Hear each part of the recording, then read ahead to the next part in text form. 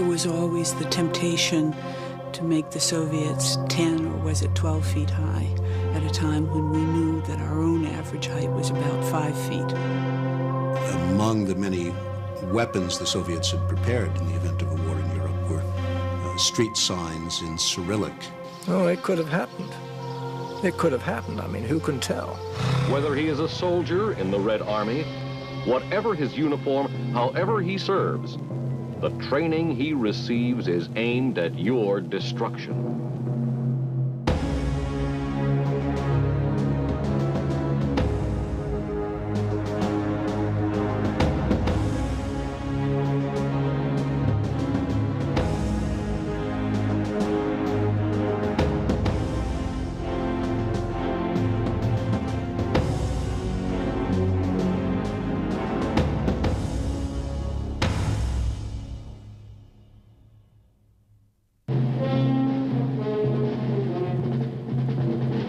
This is the image of communist troops as it has been fixed in the world's imagination. Hordes of men endlessly fed into the assault, filling the horizon as they surge forward in wave after wave of humanity. You know, people ask whether there was a real reason for the Cold War. Of course there was. Mr. Stalin had given a speech, I think it was in this February 1946, in which he called on the Russian people to live through 3 more 5-year plans. And he said this was necessary for the eventual ability of the Soviet Union to deal with what he called any eventuality. And the rest of the speech made it clear that he didn't think that the Soviet Union would be safe as long as capitalism existed anywhere in the world. So this seemed to me to be a delayed declaration of war against the United States. You know what? I can speak for myself and for others. We believed in Stalin. And when people said, for the motherland, for Stalin, now they claim they didn't really mean it.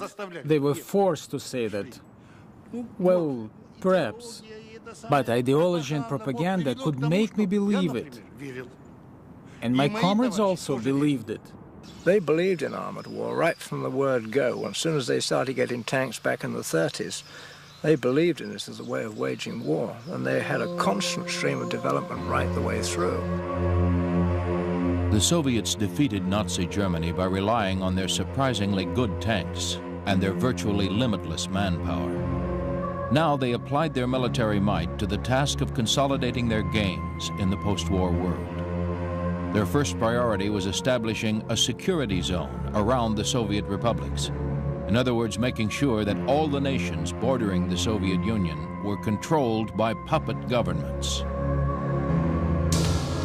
The Soviets were not timid about crushing civilian resistance in these countries. In the Cold War era, the tank became a weapon of political terror, used to subjugate reluctant members of the satellite states. To counter this threat and to respond to this challenge, 12 countries make an historic decision and take a fateful step. In Washington, D.C. on April 4th, 1949, they signed the North Atlantic Treaty. The pledge of collective action for mutual defense is undertaken as a deterrent to nuclear war and as a contribution toward lasting peace.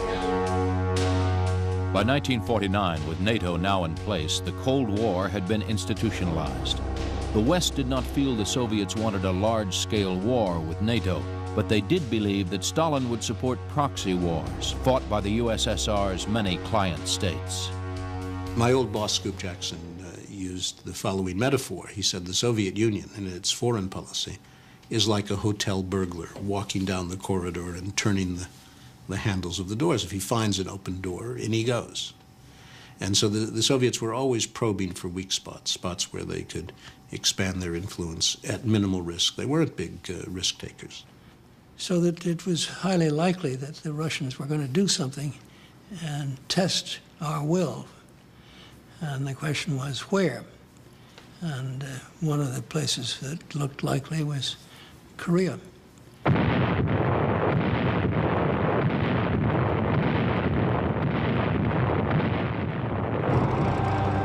Following World War II, Korea, like Germany, had been divided and occupied by the U.S. and the USSR.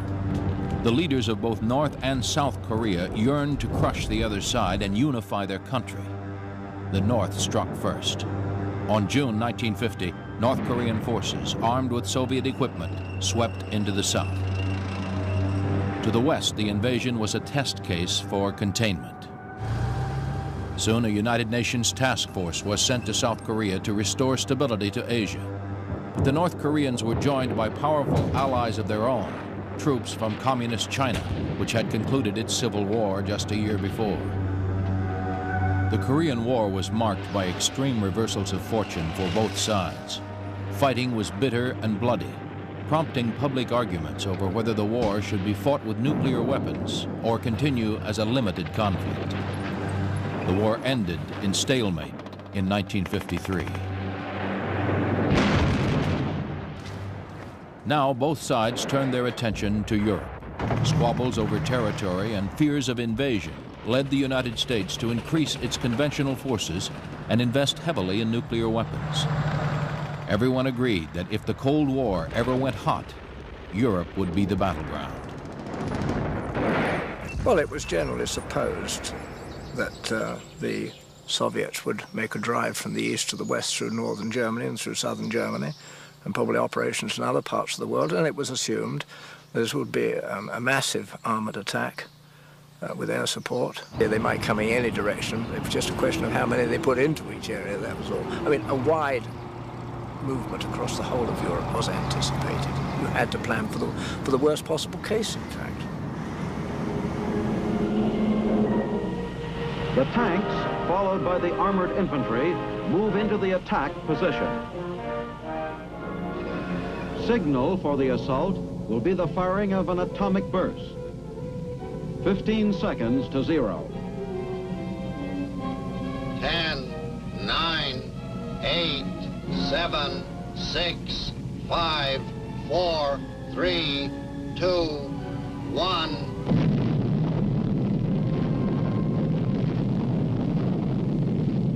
In the 1950s, the United States decided it could deter future Soviet aggression by building up a massive stockpile of nuclear arms. The atomic bomb was still new, and although it was assumed that a nuclear war would be catastrophic, the belief persisted that the U.S. could emerge victorious. A nuclear war could be winnable.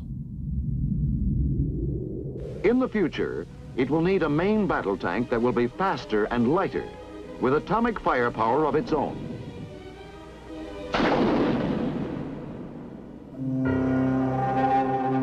But while the U.S. planned for a high-tech war fought with atomic tanks, the Soviet Union continued to rely on brute force to crush its opponents. In 1956, the reformist premier of Hungary tested the post-Stalinist USSR by promising freedom of speech and withdrawal from the Warsaw Pact. The Soviets responded by sending in an invasion force to crush the revolution. I did my graduate study at the Graduate Institute of International Studies in Geneva, and it was very interesting at the time because this was one of the few areas in the world where there were essentially Soviet peers, and we could establish basically a social relationship.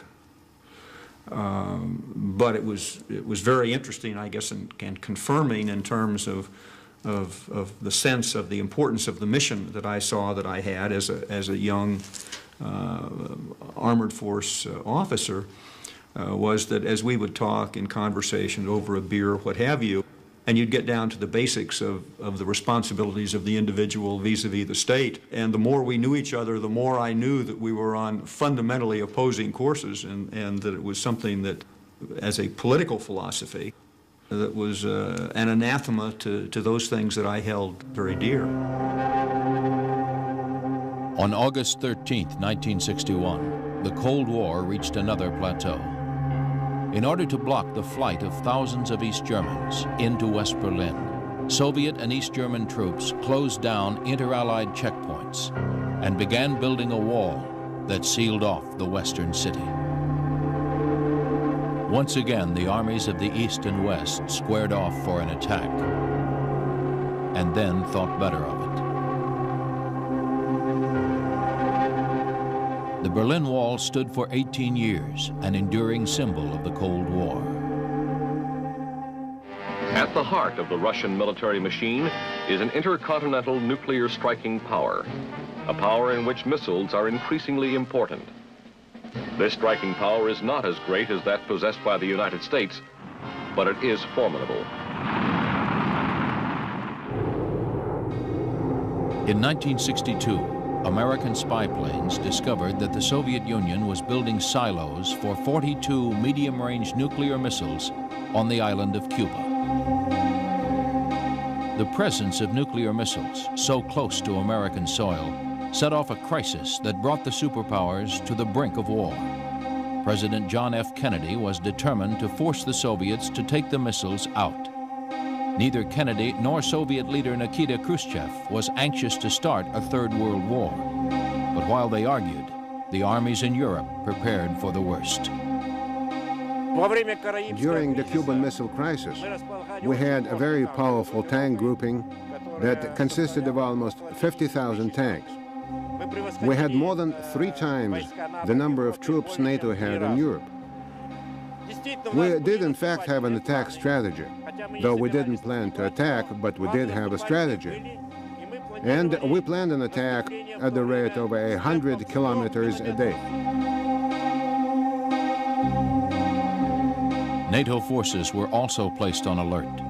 But during the crisis, the forces on the east and west made deliberate efforts not to give false signals that a ground war was about to break out. Troops were pulled back to their barracks, and in general, both sides refrained from taking action that would inflame an already tense situation. By limiting the conflict to Cuba, the superpowers avoided catastrophe. Acting, therefore, in the defense of our own security and of the entire Western Hemisphere, the great genius of Kennedy's handling of that crisis was in focusing everything on the naval engagement and the quarantine of Cuba, where we had overwhelming superiority. And that left the Soviets only with a nuclear choice, and we were so superior in nuclear terms that that was never a realistic proposition. The Cuban Missile Crisis proved that neither superpower wanted a nuclear war. It was time for both sides to rethink their doctrine. When one first got nuclear weapons, one was enchanted with the possibilities of the power that this would bring. And that progressively, as you replaced generations of missiles or generations of nuclear weapons, you discovered that there was very little you could do with them. In fact, you ended up sitting on them and trying to think of how you could reduce them, because there was, in the end, very little influence that you could have except to threaten Armageddon or a kind of retaliation which would have led to untold deaths and, in fact, destruction on both sides. So more and more the bias was put on the question of fighting an ordinary conventional war without nuclear coming in only at the last resort.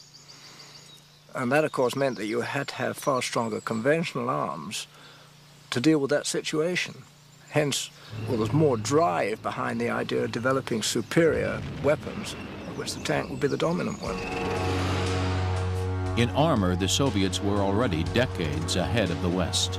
The T-62, introduced in the early 1960s, was superior in speed and firepower to anything fielded by the Americans. The Cuban Missile Crisis spurred the Soviets to launch a massive arms buildup to ensure that they kept their advantage and were ready for war. We expected NATO's troops to launch a strike, after which Soviet troops would have to shift to the attack. And the main instrument, the main type of weapon that was to be relied upon in a conventional war was, above all, our powerful tank grouping, in which we had a clear superiority over the enemy, both in a qualitative and quantitative sense. The Soviets were certainly outspending us a percentage of their gross national product versus ours by a substantial margin. We were spending about 7 or 8% of our GNP, our gross national product, on defense, and they were in fact spending maybe 30%. The Soviet arms buildup did not go unnoticed, but by the mid-1960s, the United States was locked in an increasingly desperate campaign in Vietnam. Fighting a theoretical ground war in Europe was secondary. The U.S. focused on its high-tech advantage and hoped for the best. Well, every time we went out on an exercise, or every time we did a demonstration of firepower on range, the chances were we were being watched. And if you could show off something really spectacular, that was part of the deterrent. And sometimes we would spoof them, and sometimes they would spoof us. Accidentally, deliberately. It was a constant guessing game, with the demonstrations interwoven with it. But in 1968, demonstrations once again gave way to brutal reality. Prague sleeps.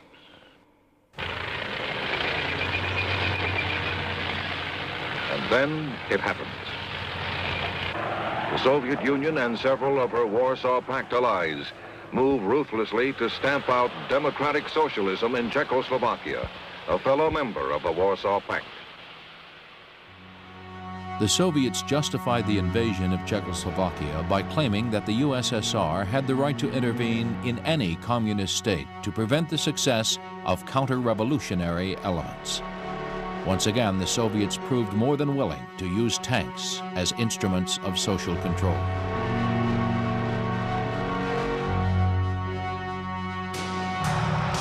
Still, the latest tanks to roll off Soviet assembly lines were built for conventional warfare. The T-64 and T-72 battle tanks were faster and more powerful than ever. They were built in great numbers, fueled by a military with an unrestricted budget. 20/20 hindsight, it's obvious that it was a system out of control, but I can assure you, as you were looking at new pieces, things that we could only dream of, they were basically producing in quantity. And your charge is to hold the line. That just absolutely gets your attention. Yes, let us pray for the salvation of all of those who live in that totalitarian darkness. Pray they will discover the joy of knowing God. But until they do, let us be aware that while they preach the supremacy of the state, declare its omnipotence over individual man, and predict its eventual domination of all peoples on the earth, they are the focus of evil in the modern world. The main difference, I believe, in the Reagan administration was that Ronald Reagan believed that the Soviet empire was vulnerable because of its economic failure. And he was determined to reignite the ideological war. Certainly at the official level, it was about as cold in the early part of the 1980s as it was perhaps in the 1950s. A Red Army publication, for instance, maintains that the U.S. Armed Forces are, quote, training inveterate cutthroats, robbers, marauders, people without conscience and honor, brought up on ideas of bestial imperialist morals. Anybody here recognize G.I. Joe, alias Cutthroat Joe, the beer-bellied beast who eats babies for breakfast? As for the enemies of freedom, those who Reagan are made potential that adversaries, comment about the evil empire. And later I talked to some of my Russian friends, and they said that that was the most damaging statement that anybody had ever made, because all of them knew that the accusation was true. And so it had a huge effect in the Soviet Union.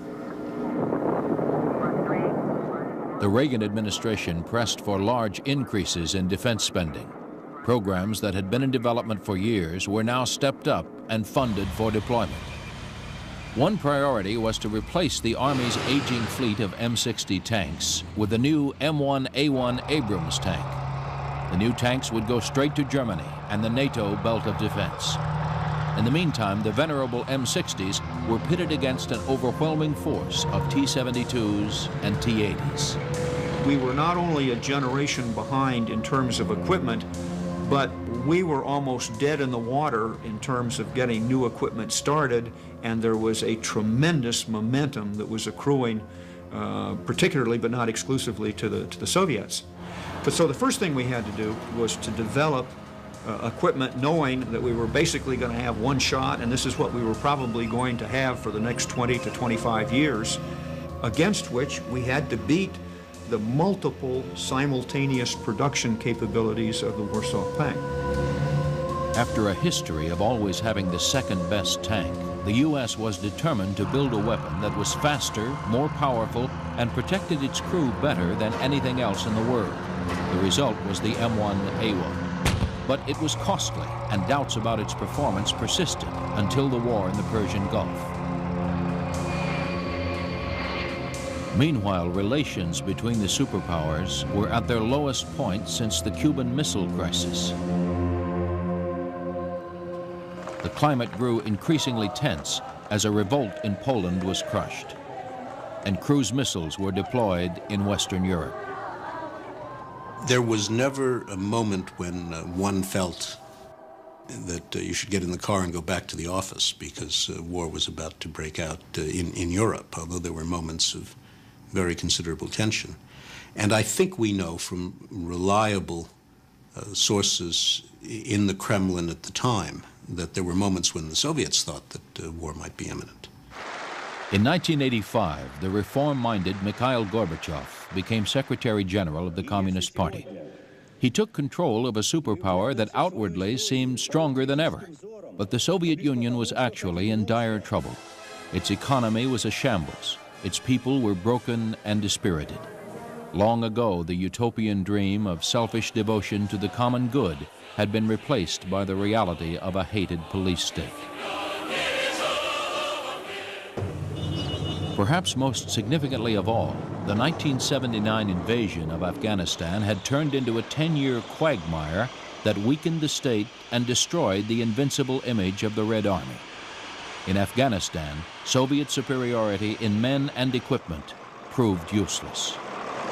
We felt that we had a great excess of tanks, and it turned out that the time for tanks had passed, that the role they had played during the Battle of Kursk and in general throughout the Great Patriotic War would never again apply. Suddenly, it all fell apart. The limited reforms Gorbachev permitted in the name of glasnost spiraled out of control. One by one, the satellite states of the Soviet Empire fell away. Poland, Hungary, Czechoslovakia, East Germany. Given a choice, the workers of the world opted to try their luck in the dangerous world of free market capitalism rather than live in a failed utopia.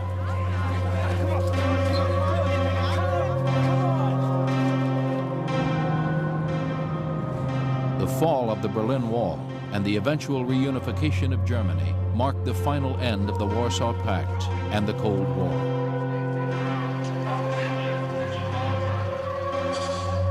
Now, the last bastion of Soviet communism was the USSR itself.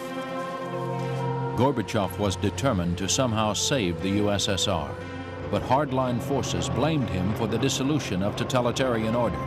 So the hardliners launched a coup, but the army chose to support Russian President Boris Yeltsin instead. By December 25, 1991, the Soviet Union was dead. It's the return of profoundly held religious, ethnic beliefs, conflicts that have existed for centuries that are no longer repressed by the accumulated power of the two superpowers. And as they come out, it seems to me it's a far more dangerous world. So it's a dangerous world, and it will continue to be a dangerous world, but not nearly so dangerous as it was when we faced the prospect of a major war with a nuclear power.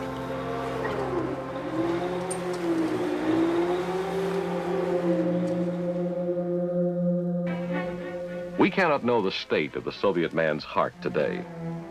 Perhaps the worm of doubt works to undermine the faith that has been so carefully cultured. But we cannot assume it. The Russian we know is traditionally a patriotic man. Let us assume then that his patriotism today is undimmed. Let us assume that men who are masters in the art of persuasion have done their job well. Let us assume that for the Soviet serviceman, his patriotism is bound up in the cause of communism itself, and he is a willing agent of the aggressive system he serves. Let us assume these things, for to do otherwise could be fatal.